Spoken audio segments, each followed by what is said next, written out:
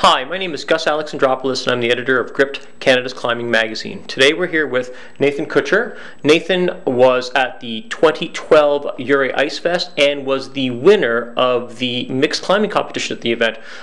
It's a really important accomplishment considering Nathan lives in southern Ontario, perhaps not the hotbed of ice climbing and mixed climbing in Canada. Nathan, nice to see you. How you been? Good. Were you excited about the win? I was super excited, really surprised. I guess I went into it just hoping to not come in last, and I just wanted to go there, climb my best, and have fun. Seems like you did all those things. I did. I had a ton of fun and climbed really well, and I won. Hey, so a couple questions for you. When did you realize that you wanted to go to Ouray?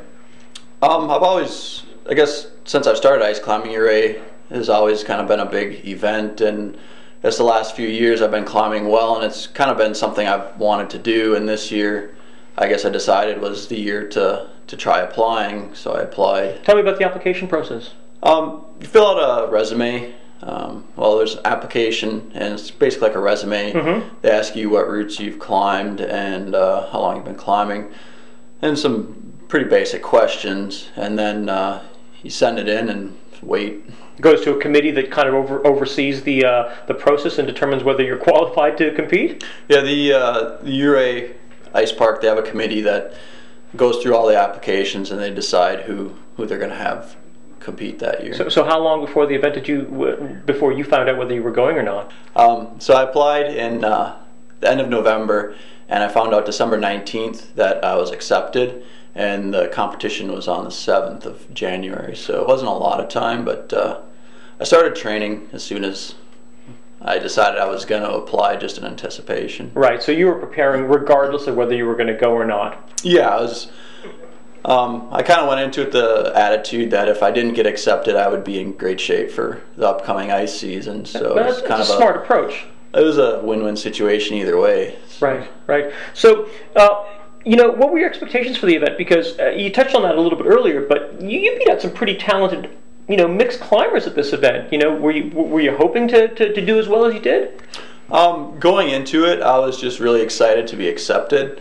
I kind of felt like I had a 50-50 chance of being accepted, and just being accepted and going to Ouray to compete was kind of a win in itself. So I was just happy to be there, and my big goal was to not come in last, and I just wanted to go and climb my best and just see what I could do and see how I stacked up compared to some of the best climbers around. Yeah, and pretty good approach, I'd say. Now, one of the things the news reports kept stressing when we were following this comp was that you were somehow the underdog. How did you feel about them kind of positioning you that way?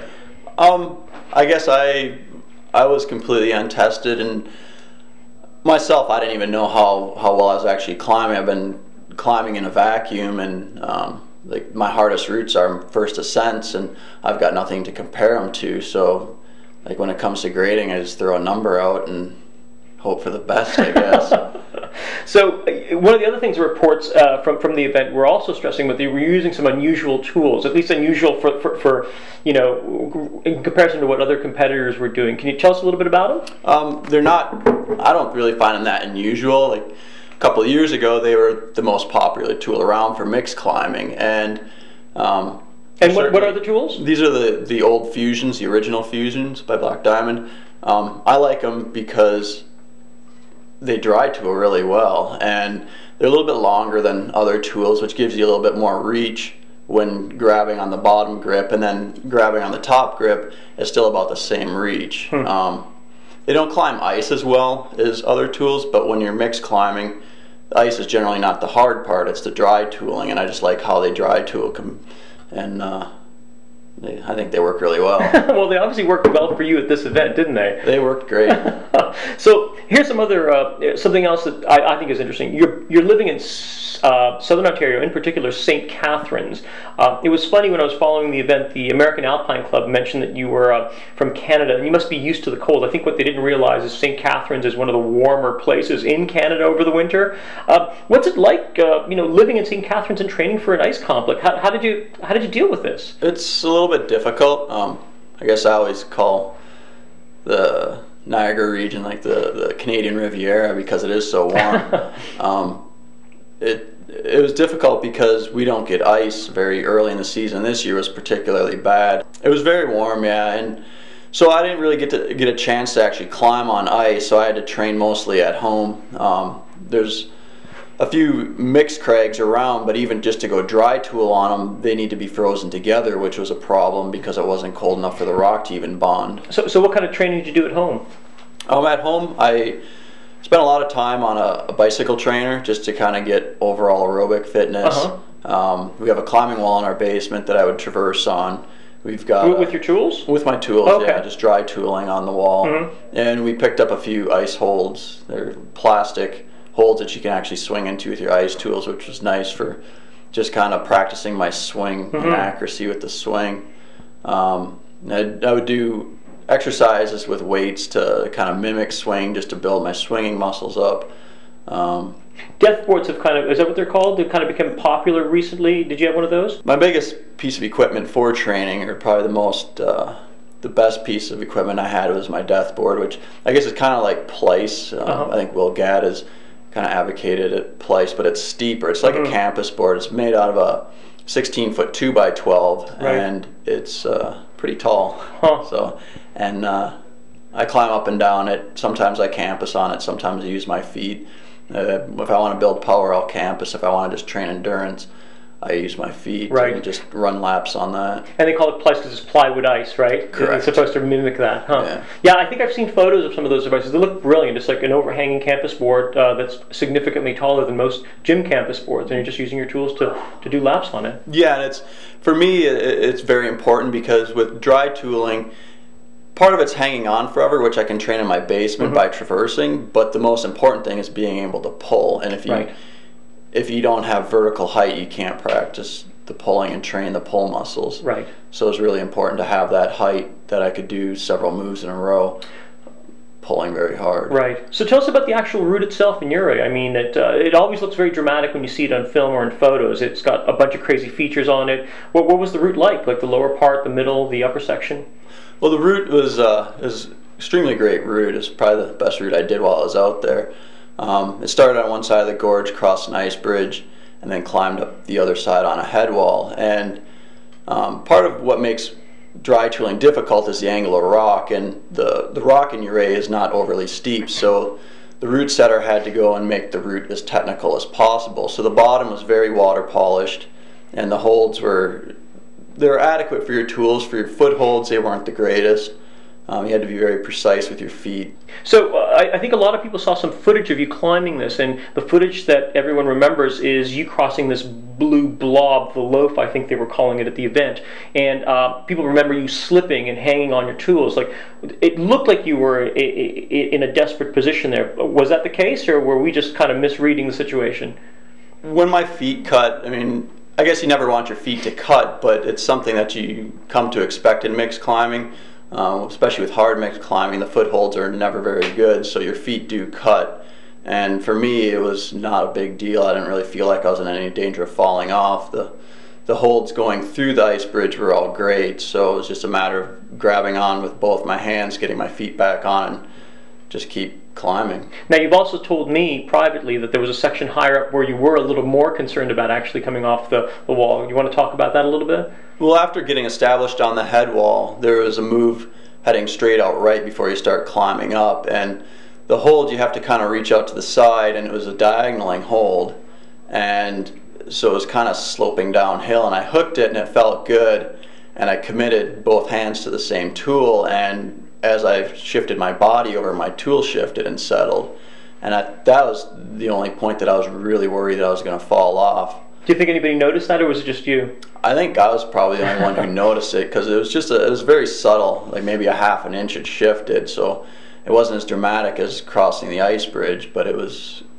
unnerving. It was very unnerving, and it could have been disaster. Yeah, luckily it wasn't, and you managed to top out. Yeah, that was probably my biggest run of luck was just having my tool not slip off there. Right. Now, I don't know if people are aware of this, but this was your first ice comp, wasn't it? This was my first comp. Not a bad way to start the comp season. It wasn't bad, yeah. I don't normally compete. Yes, I competitions normally don't appeal to me, but Right. this one instant, I guess it did appeal to me. It's a classic. It's a classic North American ice climbing comp. I think, and it holds some prestige and it has some history. So I could see why that would attract you. Yeah, it's the biggest ice comp in North America, so I guess just for that reason alone, just to go and compete and to be accepted and everything else, it was just fun just to go there and just see how I would do. Right. Would you encourage other people to participate in ice climbing comps? Oh, absolutely. It was fun, and I would definitely encourage people to go and check out the ice park in Ouray. It's Right. it's a lot of fun, and like anybody can go there and climb and have a good time. Most people think that you have to go and lead there, but most people, a lot of people top rope, and it's a good place.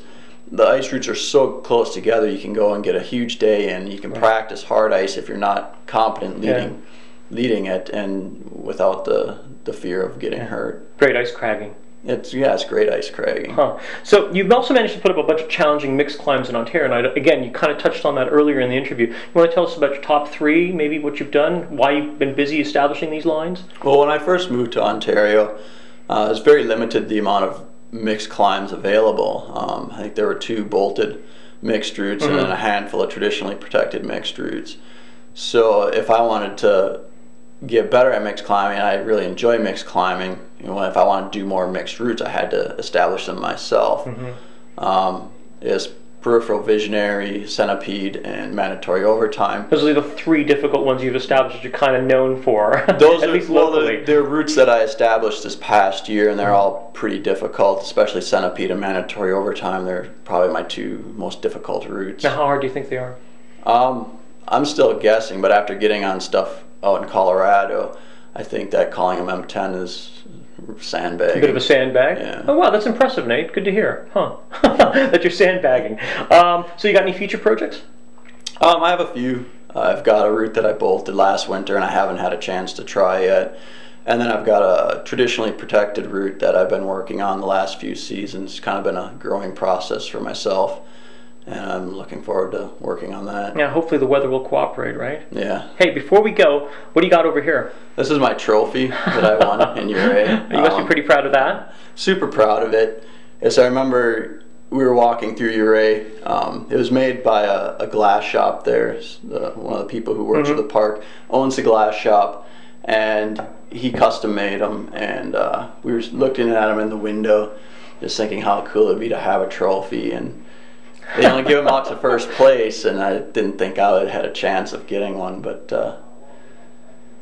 you did, and there it is. Yeah, I went there and I climbed well, and I didn't make any critical mistakes, and I won it. Yeah, on that day you were the best climber, absolutely. Congratulations, Nate. Thank you for spending some time with us. Thank you. Once again, I'm Gus Alexandropoulos, the editor of Grip Climbing Magazine, and we're here today with Nate Kutcher, the winner of the 2012 Ouray Ice Fest Mixed Climbing Competition.